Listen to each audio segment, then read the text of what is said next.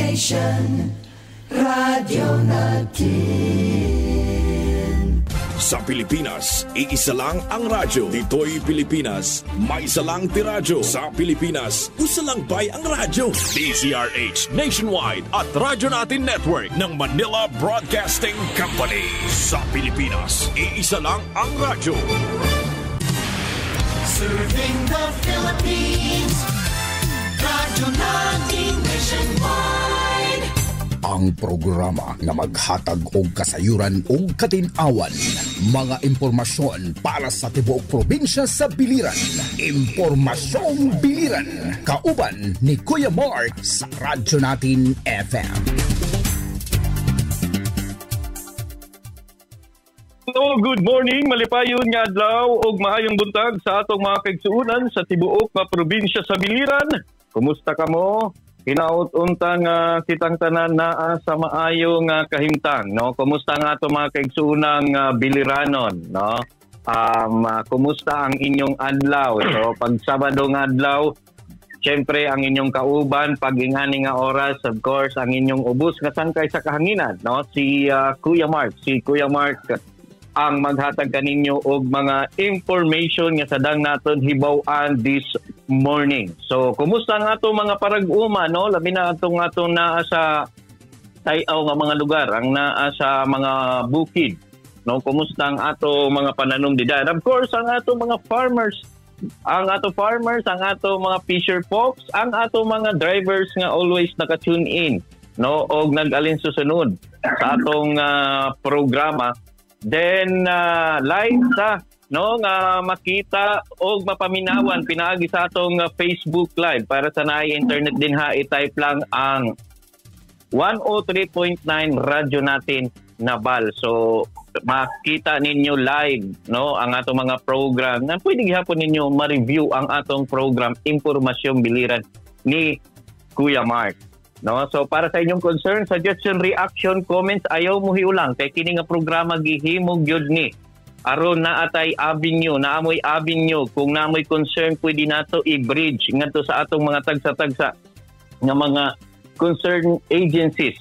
Kay gihimog gyud ni nga program og nagpadayon pila na katuig para gyud makatabang sa atong mga kaigsuonang biliranon. Labi na gyud atong naay mga problema diha sa atong mga kabaranggayan, di ba ha? I-text lang na sa 0916313378. Of course, diri sa atong technical side, atong gikauban ng atong production si Miss Michelle. Then ang ato gihapon sa technical si Sir Michael. Then ang ato station manager si Ma'am Marjo Aguilos.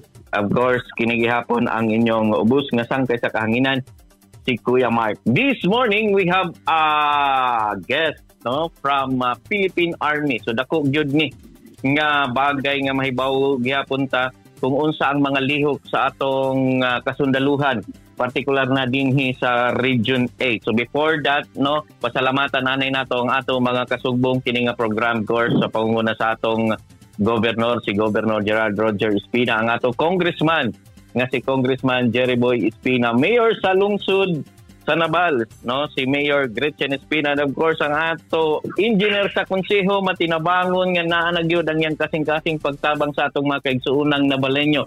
Ang ato engineer sa konseho si Engineer Camilo Biboy Castro. Then ang ato DPWH, Biliran District Engineering Office, headed by Sir Antonio, no, Erwin Antonio, ang ato chief, no, ang ato district engineer sa Biliran District Engineering Office. Then tanan na lang personnel and staff labi na diha sa information division, sa information nga si Ma'am Chelsea. Anyway, no, natay mga information gihapon coming from province, mga programa, then diha gihapon sa Biliran District Engineering Office. Dili ta magdugay, no, dili ta ilangan kay karon importante gyud ni nga oras din na paghihapoy mga lihokon. No, karon nga mga oras kauban naton ang Division Public Affairs Office, no, o kung DPAW sa 8ID. sa Philippine Army, no, si Captain Jefferson Mariano, aron makasabot ta kung unsa ang mga lihok sa Philippine Army. Medyo magtagalog tayo ngayon, no, Tagalog tayo version. So i-try lang kung si Kuya Mark Haniti ba mag Tagalog, pero we will try our best, no, mag Tagalog, at least naman lang makita gyud nato kay kini si Sir Mariano dili pa gyud ni kasabot sa mga atong sinultian. So siguro aron may uniform mag Taglish na lang, pwede Tagalog, pwede English. Anyway, Sir Captain Jefferson Mariano, magandang umaga sa iyo. Live po tayo ngayon na napapakinggan, no, sa atong sa aming live sa Facebook, then live gihapon nga mapakinggan sa atong sa radio, no, sa 103.9 radyo natin Nabal. Sir, good morning and welcome po dito sa Biliran. Yes, Sir Mark, no, sa atong mga taga-Tipaminaw sa atong programa karong adlaw, no, maayong buntag sa atong tanan ug sa inyo diha sa station, maayong buntag. Actually, Sir Mark, no, I've been in Mindanao for so long and nakatun-an na gyud na ako mag-Bisaya. So medyo fluent ng food ko nga mag-Bisaya. Okay ra man gyapon sa ako nga mag-Bisaya kasi. Okay ka na, boss. Yes, para kay sulti gyud na to ang atong maayong maayong programa karong adlaw sir. So mas maayo, no, at least mamay nag-effort pag yun mag-Tagalog niya. Lagi Anyway, sir, first of all, kami nagpasalamat gihapon sa radyo natin na Nabal nga gihatagan ninyo og time gihapon nga ma-interview. Then, of course, sa panguna sa atong head sa 8ID, sir, si General Ligayot. Yes, Sir Mark, no, pasensya na medyo parang padya tayong reception natin. But anyway, of course, atong commanding general or commander sa 8th Infantry Division, at the same time, the Joint Task Force Storm Commander, Major General Camilo Ligayo, no, among ipaabot ang among pasasalamat sa atong katawhan sa Piliran sa ilang suportang gihatag sa ato sa 8th Infantry Division aron magipinabangay ta nga masulbad ang dugay na nga problema diri sa atong dakbayan, labi na diri sa atong Region 8 nga insurgensiya. So hoping patuloy ta sa atong pagsuporta sa atong mga kasundaluhan, labi na sa atong naka-area diya sa Biliran, ang atong 93rd Infantry Battalion headed by its Battalion Commander Lieutenant Colonel Charlie Taclot. Okay, sir, first, kumusta po ang mga activity natin na ginagawa doon po sa mga area kung saan po mayroong mga activity na ginagawa yung Philippine Army? Yes, Sir Mark, no, actually, right now, no, we are celebrating the 127 founding anniversary of our Philippine Army. And we have a lot of activities, sets of activities. Actually, right, last time, Saturday,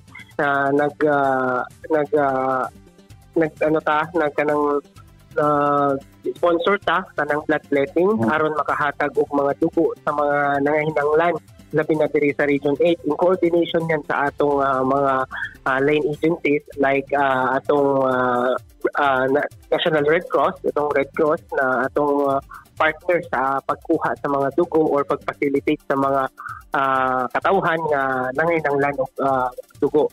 And likewise, bukod sa Red Cross, marami tayong mga partner agencies like sa mga security sectors natin, ang Pro-8, ating fire department na siyang nagtinabangay. Well, of course, bukod dyan, hindi mawawala ang ating effort sa ating counterinsurgency, no? So, kung mapapansin ninyo, ang ating effort is hindi naman na napapabayaan sabi na sa atong mga katauhan diri sa Region 8. So we deployed mga community support programs aron makasupport sa atong mga local government units sa area para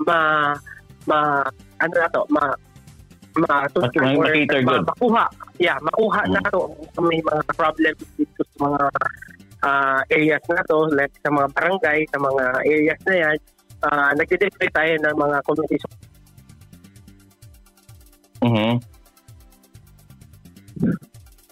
Okay. Hello, sir. Sir, itanong ko lang, ilang batalyon ba tayo dito sa Region 8?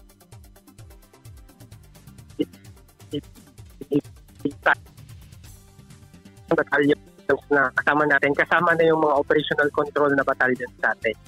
So, dyan sa may area natin sa Southern Leyte at dyan sa may part ng Leyte part, Biliran and Southern Leyte, meron tayong 2 batalyon na nakalagay dyan. Specifically, kung sa Biliran area, ang ating pong naka-area dyan is yung 93rd Infantry Battalion headed by Lieutenant Colonel Charlie Saclot nga. Okay. Sir, sa ngayon, di ba, meron tayong mga programa din na nag-i-encourage doon sa mga tao na talagang hindi sumama sa mga kabilang grupo. Hanggang ngayon po ba nagpapatuloy ito? Then ano po yung mga ginagawa natin sa kanila? Lalong-lalo na din tayo sa mga tao na gustong, lalo na yung dating rebelde na gusto natin pabalikin sa ating na hindi na sila sumama sa kabilang partido. Yes, tama ka dyan, Mark. No, actually, we have efforts talaga to prevent yung tinatawag natin na CPP-NPA recruitment. No? Unang-una dyan is yung kasi ang trend ngayon, ang ginagawa talaga ngayon ng mga NPA is yung recruitin ng mga kabataan natin upang dumalo or sumapi sa kilusang kanilang ipinaglalaban. That is why ang focus din natin ngayon is yung mga campus symposiums, mga school na pinupuntahan natin is nag-undergo tayo ng campus symposium or yung presentations natin doon, kinakausap natin ang mga kabataan. Kasi meron tayong tinatawag na deceptive recruitment ng CPP, NPA, NDF. So dapat ito is nakikita and nalalaman ng mga bata kung paano sila nire-recruit, na unti-unting nire-recruit. As you know, siguro, Mark, no, nakikita naman natin sa Facebook, sa social media, sa TV, na sa mga balita is kasagaran ng mga nakikita natin is lalong-lalo na kapag nasasali sa enkwentro is mga kabataan. So that is why we have also a program, yun nga, itong tinatawag natin na Campus Peace Symposium o yung mga Youth Leadership Summit na kung saan pinapakita natin yung kung paano nire-recruit ng CPP, NPA, NDF ang ating mga kabataan at ano ang nangyayari sa kanila kapag sumama sila sa kilusan. Yung mga magbabalik loob, sir, ano po ba yung pwedeng may tulong natin? Kasi importante ito, yung iba baka natatakot, di ba? Baka kung ano yung gawin sa kanilang pamilya or mga ganito. Meron ba po ba tayo mga programa din na encounter doon para sa ating mga kababayan na talagang gustong bumalik na sa gobyerno? Yes, Mark, actually, we are really proud dahil napaka-effective yung implementation ng Executive Order number 17. No? This started when the time ni President Duterte, and right now kay President Marcos is continual pa rin yung yung EO70 na yan dahil nakita nila kung gaano ka-effective itong EO70. Sa EO70 kasi nakapaloob dyan yung tinatawag natin na Enhanced Comprehensive Local Integration Program, which is ito yung programa para sa ating mga former rebels o yung mga kanhi ng mga miyembro sa CPP, NPA, NDF. So kapag nag-surrender sila, meron tayong programa na yon, yung ICLIP nga, and meron silang certain assistance. Actually, yung konsepto ng Enhanced Comprehensive Local Integration Program Mark is holistic siya. Buong package siya. Hindi lang hindi lang yung former rebel, kundi ang kanyang pamilya ang masusuportahan. Matutulungan. Yes, matutulungan. Una dyan is pinibigyan natin sila ng financial assistance na 15,000 pesos.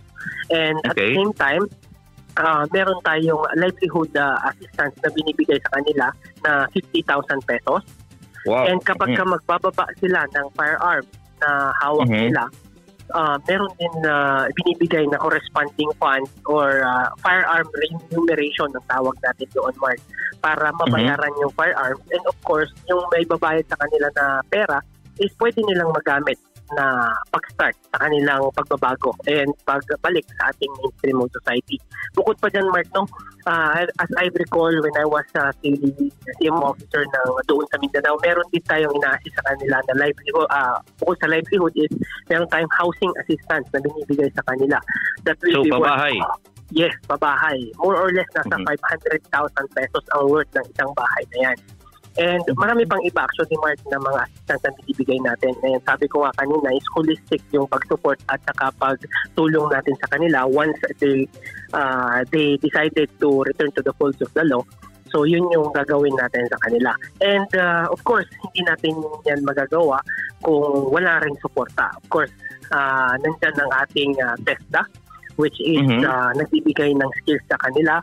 Bread and pastry, masonry, electrical, madaming binibigay. And of course, nandiyan din ang ating DSWD na nagbibigay ng assessment sa kanila, support, counseling, para mapabilis yung pagka-integrate nila dito sa ating society. And bukod pa dyan, actually marami pa talaga, too many to mention talaga sa Mark na mga programa kapag once ang ating mga former rebels or ating mga dating membro is mag-surrender or ibigay nila, bumalik sila sa ating society, madaming programa na ibibigay natin sa kanila. And apart pa dyan, Mark, sa Eclipse, meron ding local social integration program which is sa level lang yan ng probinsya dito sa Region 8. So, talagang nakahanda yung gobyerno na tulungan once na yung mga dating or rebelde magpunta na sa komunidad. So, i-welcome, embrace natin sila. At the same time, meron pang mga programa ng gobyerno na nakahanda itulong sa kanila. Yes, tama ka dyan, Mark, no? Okay. Doon po sa mga komunidad natin, lalong-lalong na nandun sa mga parplang barangay, sir, baka mayroon silang mapansin ano yung dapat nilang gawin na mayroong nagkakaroon na ata to ng parang recruitment dito sa bundok. Ano po yung pwedeng gawin nila para at least man lang daling ma-rescue or ma-responde kung mayroong mang ganun na ginagawa yung mga naggugrupo-grupo na doon? Paano po sila pwedeng maka-connect sa ating Philippine Army? Yes, tama ka dyan, Sir Mark. So actually, yun talaga yung isang purpose ng CPP-NPA. At ganun talaga yung schema or kung ano yung proseso ng pag-re-recruit nila. Ito yung tinatawag natin na hakbang-hakbang na pag-oorganisa mula sa kanayunan papunta sa kalungsuran. Yan ang doktrina ng CPP-NPA actually, Mark, no? Na kung saan yung mga nasa liblib, yun talaga yung uunahin nilang pupuntahan, kakausapin. That is why meron tayong community support program teams na mga ini-deploy sa mga far-flung areas. And bukod sa community support program teams, meron din tayong mobile. Ito yung mga may sasakyan na kung saan bumibisita sila sa mga barangay, kinakausap nila ang mga barangay officials, ang mga residente, kung ano ang kailangan nilang maitulong. Kung ano ang kailangan natin maitulong. Doon sa tanong mo, Mark, na kung ano man ang pwede nilang gawin, simple lang, Mark. Nandito ang ating 8th Infantry Division, no? Meron tayong hotline na pwede kong i-provide mamaya na kung saan pwede nyo kaming i-text lang or tawagan and i-inform nyo kami regarding sa situation sa inyong lugar. And rest assured that your confidentiality will be at most na mai-provide natin yung confidentiality ng mga nag-inform. Okay. Sir, speaking doon sa insurgency, kumusta naman po yung ginawang Regional Peace and Order Council meeting, sir? Katong last March 13, kung hindi po ako kung hindi po ako nakalimot, parang ganun ata yung kasi in-invite tayo doon at hindi ako nakapag-attend. So nagkaroon po ba ng peace and order meeting or kung mayroon pa tayong idea nito kung ano po yung nangyari? Yes, tama ka dyan, Sir Mark. No. Actually, if I can recall that I think March 12, nagkaroon ng Regional Peace and Order Council together with our ARPOC Chair, Mayor Alfred Romualdez, no? And other stakeholders, especially the 18th Infantry Division headed by our Commander Major General Camilo Diligayo, and Pro 8 Regional Director si Brigadier General Pawit, and lahat ng mga nasa security sector. And doon nga, Mark, no, diniscuss nila ang status ng peace and order natin dito sa Region 8, and doon din i-present ng ating units ng kanilang mga accomplishment, and of course highlight dito yung effort natin na kung saan dalawa na namang NPA unit ang dismantle or na-dismantle ng National Joint Peace and Joint Peace Security Coordinating Center, na kung saan isa dyan ay nanggaling dyan mismo sa ating area sa Leyte, no? Itong tinatawag natin na P2 ng Island Committee LEVOX. Mark. Then doon nirender na sila as ineffective, and hindi na sila insignificant na sila sa area daan. Oo. So malaking bagay pala ang ating ginagawang Peace and Order Committee meeting pag ganito. Yes, Mark, tama ka. Okay, siguro sir, lastly, alam ko marami ka pang gagawin. Any information coming from Philippine Army 8ID? Yes, as to the information, rest assured that of course the 18th Infantry Division will do our best, headed by our Commander Major General Camilo Diligayo, na i-secure ang buong Region 8, no? And rest assured that our troops dito sa 8ID will always aspire to be stronger, better, and stronger stormtrooper. Okay, sir, baka may mensahe tayo dito sa mga nakadestino dito sa Biliran para pang-energize naman sa tropa natin dito sa Biliran. Meron po ba tayong mensahe na pwedeng i-share sa kanila? Yes, tama yan, no. Bukod dyan sa ating mga kasamahan sa trabaho sa 18th Infantry Division, rest assured that your accomplishment is well informed. Kami dito sa taas na nakikita namin lahat ng pagsasakripisyo, lahat ng trabaho, lahat ng paghihirap, and of course nasusuklian naman natin yon sa pagbigay natin ng mga moral and welfare sa ating mga kasundaluhan.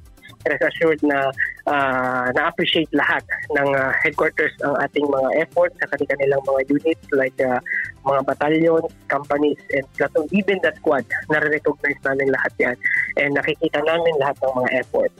And of course sa ating mga kababayan, atong mga kaisipunan, atong paminaw diya sa area sa Biliran, dako ang among pagpasalamat sa inyong suportang ginhatag sa ato sa kasundaluhan, especially ang 18th Infantry Division. And rest assured nga ang among organization kay buhaton ang atong makaya upang aron makapaghatag og maayo, malampusod o kanunay nga peace. Medyo nawala peace, kalinaw sa ating sa Region 8. So yun lang, Sir Mark. Magayong buntag sa atong tanan. Okay, Sir Jefferson, Captain Jefferson Mariano, maraming salamat ulit sa iyo, and hopefully sa susunod na mga program namin nandiyan pa rin kayo para magbigay. Thank you again, sir. Thank you, sir. Okay, so mauna ang ato chief, no, sa DPAW, si Captain Jefferson Mariano sa atong 8ID Philippine Army. So atong nasabutan, no, na ay mga programa ang gobyerno, no, labi na gyud sa atong mga kaigsuonan nga hangtod karon dili pa maka-decide nga mubalik sa kamot sa atong gobyerno. Manggani, no, si Sir Mariano, si Captain Mariano nag-encourage kaninyo nga mabalik na ta, no, at least na ang gobyerno na ay mga programa nga ihatag kaninyo, no, na ay mga programa nga buhaton para kaninyo nga kamo gihapon ma-safe kaysa naman na amo diha, no, sa kung unsa ang inyong kabutangan. So na ay mga livelihood program, na ay mga cash nga ihatag kaninyo, no. Then labot lang na ay possibility may posibilidad mga kaigsuunan nga mahatagan pa ka og house and lot kini nga pabahay. So ako gihapon ni sanglit diha sa atong mga kaigsuunan no, kung gusto man gyud ang kamurayaw nga naa no, ihatag nato sa atong kasundaluhan kay kini nga atong mga kasundaluhan mao gyud ni nagsakripisyo gihapon, nagbuhat og mga programa aron dili malihis ang atong mga kaigsuunan, labi na adto sa mga tay-aw nga mga far flung barangay no. So at least pasalamat ta gihapon kuha gihapon ta og information gikan sa atong 8ID no, sa atong 8th Infantry Stormtroopers Division no sa Philippine Army no, sa atong pangunguna sa atong chief sa Division Public Affairs Office no, o kung DPAW si Captain Jefferson Mariano. Ayun.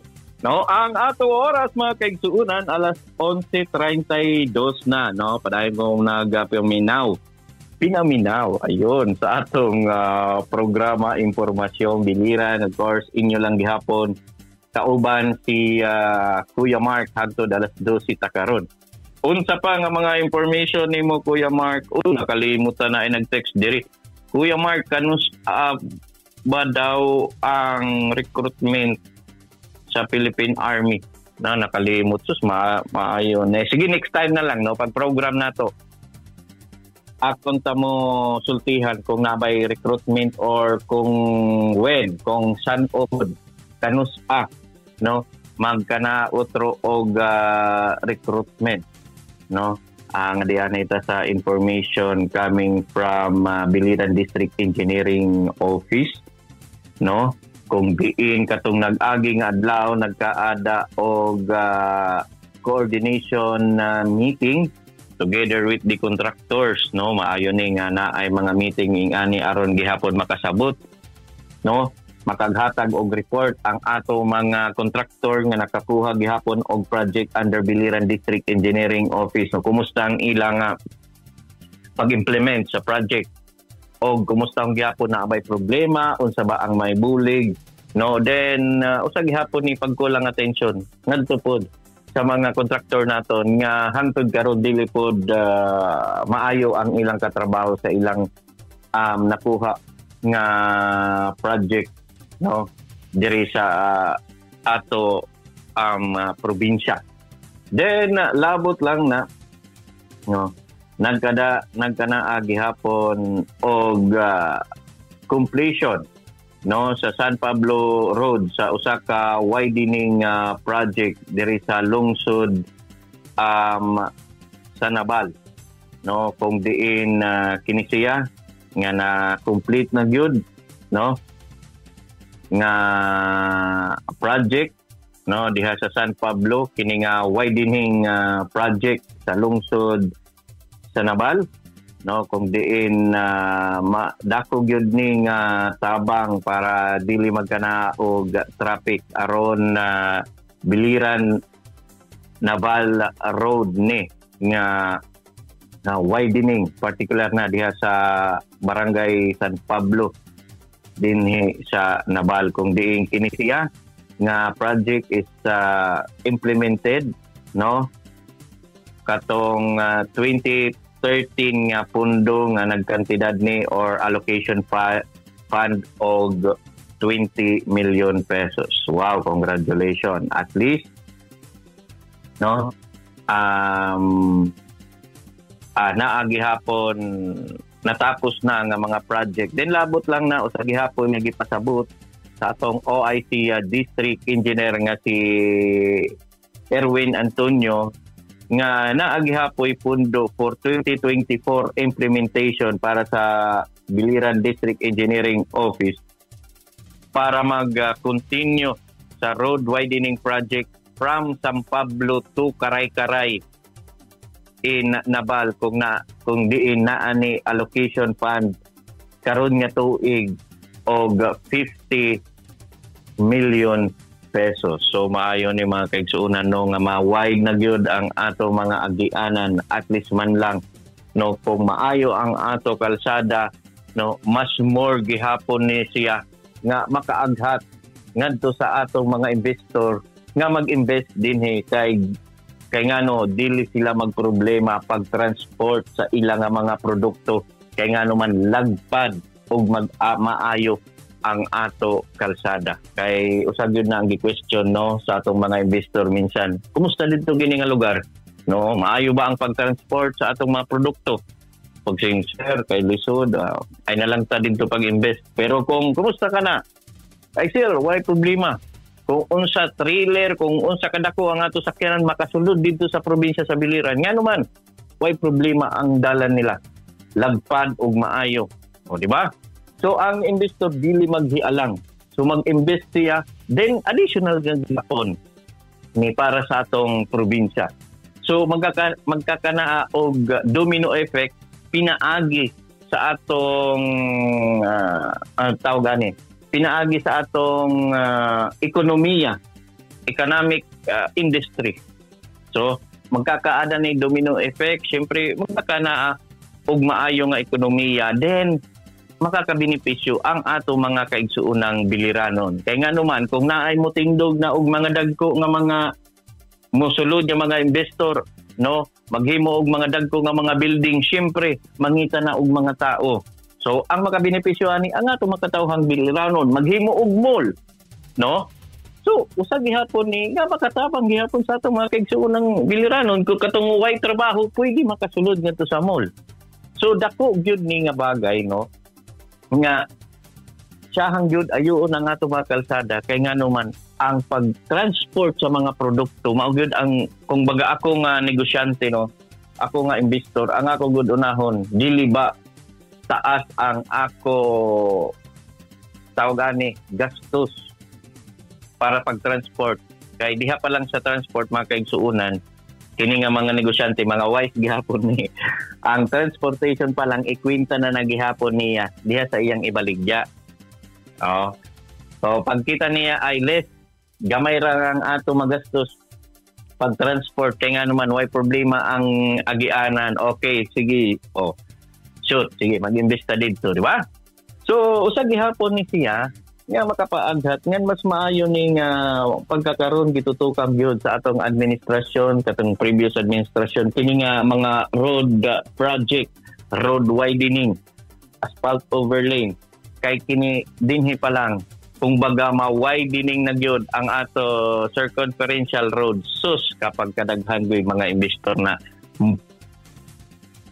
possible, no, nga mag-invest dinhi sa atong probinsya na magani mga alternative road, no, nga pagkakaroon ongoing ang project like for example, no, na nasa 61.53% completion ang ongoing project sa Barangay Canila in Biliran Town kundiin kini siyang programa, no, gipunduhang gihapon ni og 35 million, no, sa atong paningkamot gihapon sa atong congressman nga si Congressman Congressman Gerardo Jeriboy Espina, no, sa lungsod sa Biliran ni ang Barangay Canila to Barangay Pinangumahan. Yon ang Pinangumahan. Pinangumhan. Ayon in Biliran. So kini siyang project, no, in 1.1 kilometer 2-lane road with drainage and slope protection structure. So dako gihapon ning tabang, no, ay sa tabang dako gihapon ni mahimo ning alternative road din kini siya ang ato mga parag-uma dinhi, no, dili na pud maglisod pag-transport sa ilang mga produkto padulong sa atong mga sa merkado, no, kay maayo naman ang dalan. Manggani na apagihapon report gikan gihapon sa Biliran District Engineering Office ang ato National Road Junction, no, kung di naa na sa 74% completion ang agpangi 2 Pugon Road Project, no, kung diin kini siya multi-year project ni from 2018, then hangtod karon gipunduhan ni, no, og naa ni pundo nga mo kantidad na og 145 million, no, kini nga National Road Junction dito ni si Asa Agpangi to Sitio Pungon, no, then mag-ed ni dito sa Sitio Magtaraan, Barangay Talustusan, a total of 3.87 kilometers, no, nga kung diin gialotagaan gyud ni og pundo nga pagkakaroon niabot na og 145 million pesos, no. Dako na nga project, multi-year ning project. Then estimated good ni nga mahuman, no, karon nga 2025. Then kini nga project na realize gyud ni gipunduhan, then nakita gyud ni nga para makakonek, no, ang gikan sa Barangay Agpangi padulong Sitio Magtaraan sa Barangay Talustusan, no, kay kini siya dako gyud ni nga tabang para sa mga residente, labi na gyud ang ato mga parag-uma diha nga barangay pagtransport sa ilang agricultural product padulong sa atong merkado. So mao na giingon nato, no, nga pag naay ing-aning nga mga programa, ako pasalamat gihapon ko kay makatabang gyud ni, no, sa atong mga kaigsuunan, no, labi na gyud atong mga parag-uma, no, kay kung natay mga fisher folks nga under gihapon sa BFAR, no,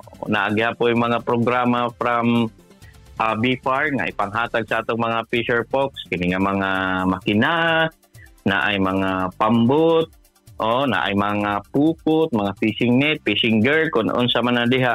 So kini gihapon ni siya, pasalamat gihapon ta nga naagihapon ang Department of Agriculture tie up, no, sa atong DPWH, Biliran District Engineering Office. At the same time na ang ato congressman, no, kay ang congressman gyud maog gyud ni ang mangita og pamaagi, mangayo og budget aron mabudgetan gyud na kiningan na realize nga programa, no. Pasalamat nga ang ato congressman duri gyud kakugihan, no, mangita gyud og pamaagi nga kung naay mga matan-awan nga mga project nga dako gyud og impact ug makatabang gyud sa atong mga kaigsuonang biliranon, mao gyud ang unahon. So pasalamat ta gyud nga naa ata ing ani. Then pasalamat gihapon tag mga motorista. At least pinaagi kini nga mga project, no, makatagamtam ang ato mga motorista, then pinaka dako gyud nga makatabang ang ato mga farmers kay ang ilang mga agricultural product dili na maglisod pag transport padulong sa atong magkadurilain nga mga merkado, no. So congratulations gihapon. Then pagkakaroon ongoing gihapon ang gidumala nga inspection para sa mga project under Biliran District Engineering Office, kundiin ang ato inspection team, no, sa Biliran District Engineering Office. Padayon nga nag-survey, padayon ang ilang actual nga inspection sa tanan nga mga project under Biliran District Engineering Office. So pasalamat ta sa atong mga engineer diha, no, nga kugihang gihapon nga mo bisita gyud, tan-awong gyud, no, ang mga project on site, no, muadto gud sila kung asa dapit ang project. Ako manggali nakaupod, oo, nakauban, no, bisan nga ato OIC District Engineer nga si Engineer Erwin Antonio, mukuyog ni siya akong naagihapon mga project nga sadang inspeksyonon. So mas maayon nino nga ang ato buhatan sa DPWH dili lang iningkuron sa ilang ingkuranan, no, mugawas gihapon sila sa field aron panginanuon kung unsa na ang kahintang sa mga project under sa ilang opisina, no? So pasalamat ta gihapon sa ilang pagkaurusa, no? Then naa gihapon pagkakaroon ongoing nga mga project, then ngadto sa atong mga kaigsuonan, no, nga maigo sa atong gidumala nga mga road widening, no, road opening. Kung naamoy concern ang inyong lote maigo, so paadto lang mo sa buhatan sa DPWH, no, aron mahatagan mo og giya, no,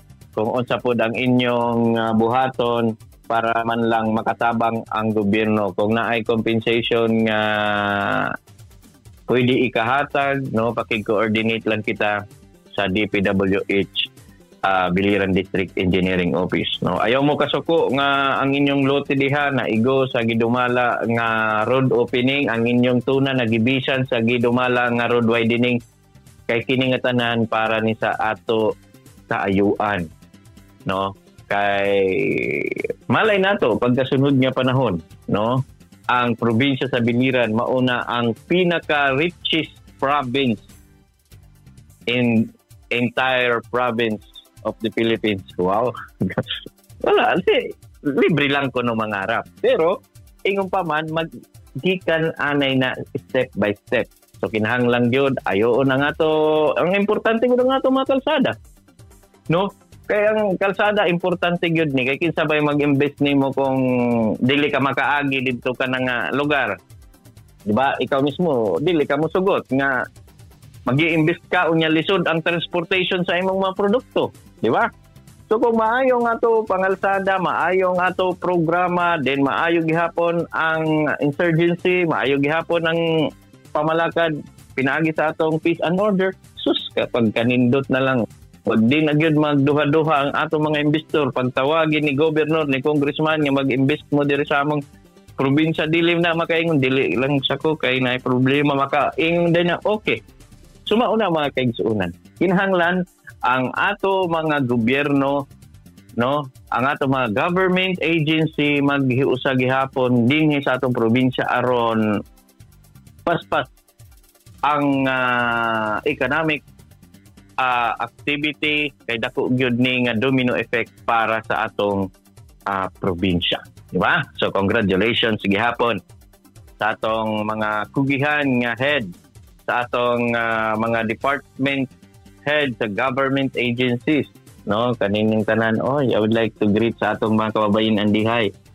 We are celebrating Women's Month, no, so naay mga lahi nga mga training gibuhat ang ato pagselebrar sa Women's Month, no. Then naagyapo yung mga activity karon nga panalagsa, pero ang COMELEC mga kaigsuunan nga naminaw pagkakaron, no, padayon ang ilang gidumala nga pagrehistro. So atong mga kaigsuunan diha nga wala pay nagrehistro, no, pwede na mo adto sa municipal COMELEC, no, kay modawat na sila para sa atong gusto magparehistro. Kay dili na doon na ngayon mga kaigsuunan, no, kung dili ko magsala sa October mo start na ang filing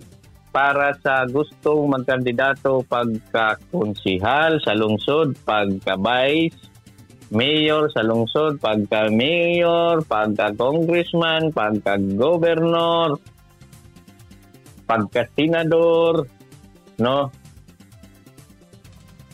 Yun.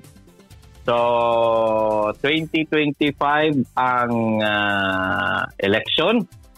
So karon nga 2024 by October, no, start na pod ang filing, no.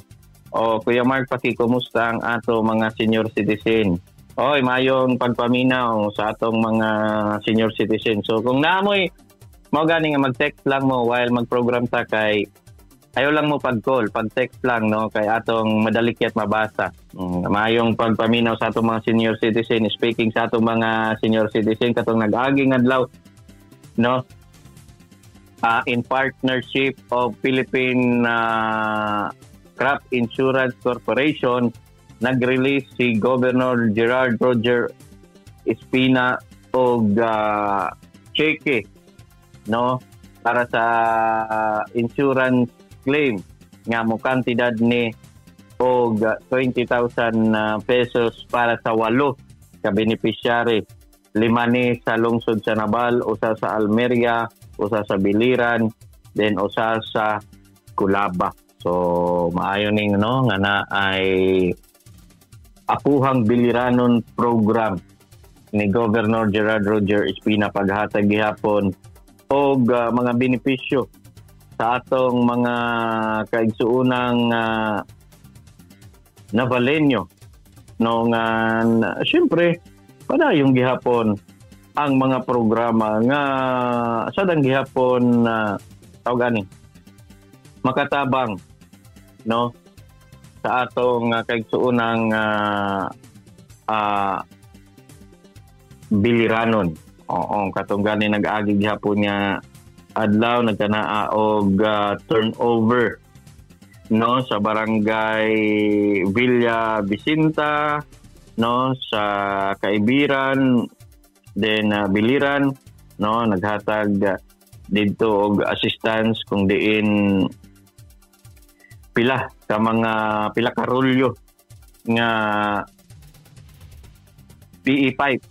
Oo, ang gihatag para sa pag-request sa ilang mga water system sa Mao barangay. Then kaninang kabuntagon no pinaagi sa Bomberong Biliranon Fun Run. Oo, nagana og fun run gaina sa pangunguna gihapon sa atong provincial fire marshal sa pangunguna sa atong fire senior inspector Sandro nga senior officer Sandro Avilla no ang ato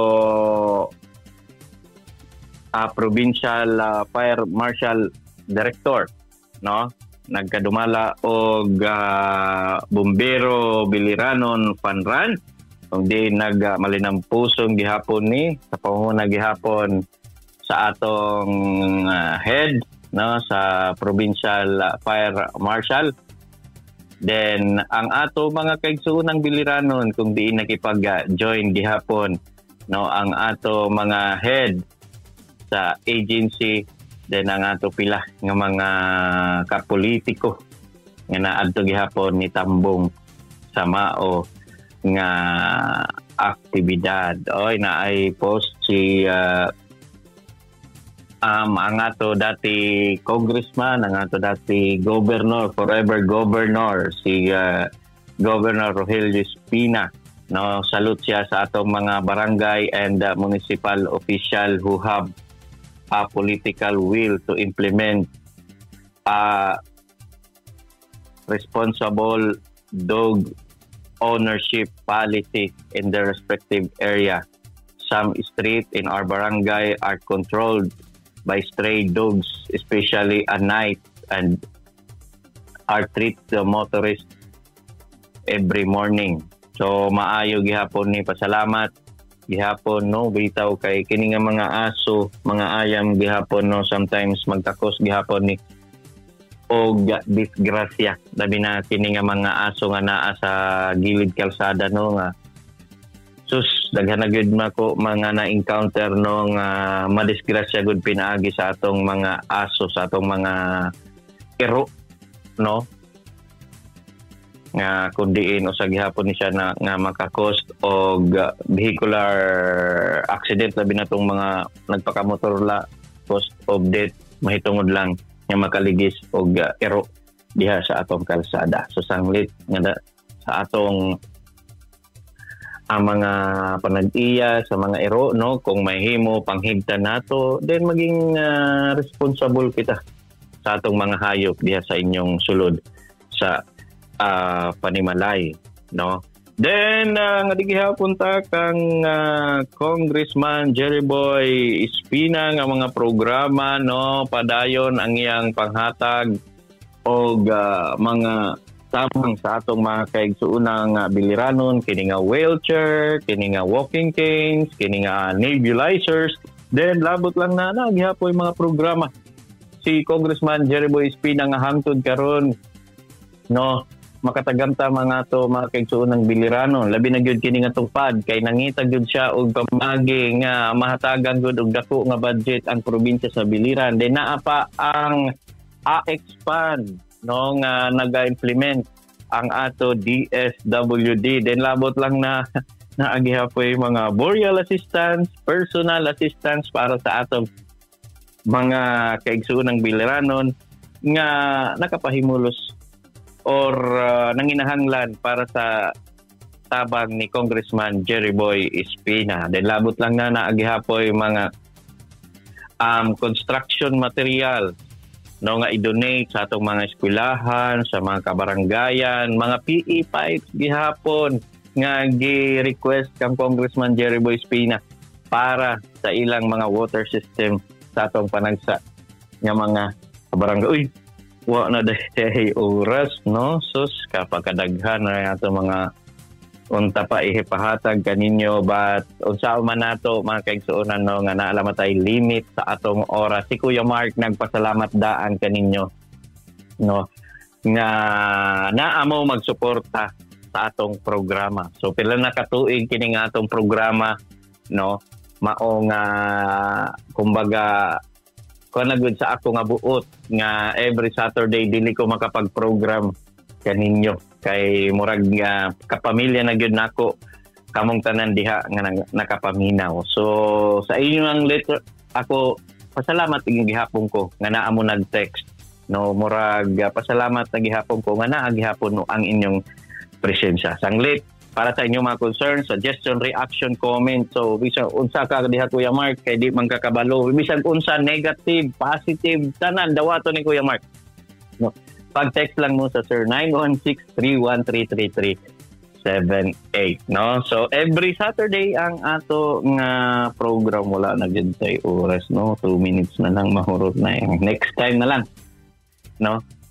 Kita gihapon na maghiusa karon nga Saturday, maghatag gihapon ta og update. Katong nagpangutana, no, nag-text sa ato nga kung kanusa ang recruitment para sa pag-apply pag-army, no, mangutana ta sa atong chief sa DPAW, no, sa Public Affairs Office kung naa ba og kanusa, then unsa asa sila mag-apply kay maayo ni hapon makatabang sa atong mga kaigsuunang biliranon niya gusto pud mo sulod pagka-army aron makahatag gihapon og pagserbisyo sa atong gobyerno. Syempre pasalamatan nanay nato ang atong makasugbong kini nga programa sa panguna gihapon sa DPWH Biliran District Engineering Office, ang ilang OIC District Engineer si Engineer Erwin Antonio, ang ato OIC Assistant District Engineer nga si Engineer Rosity Personnel and Staff, no, diha kang Engineer Peñaflor, Engineer isa pang engineer na nakalimot Jun Engineer Abad og tanan na lang and kauban diha sa atong Public Information Office headed by Ma'am Chelsea.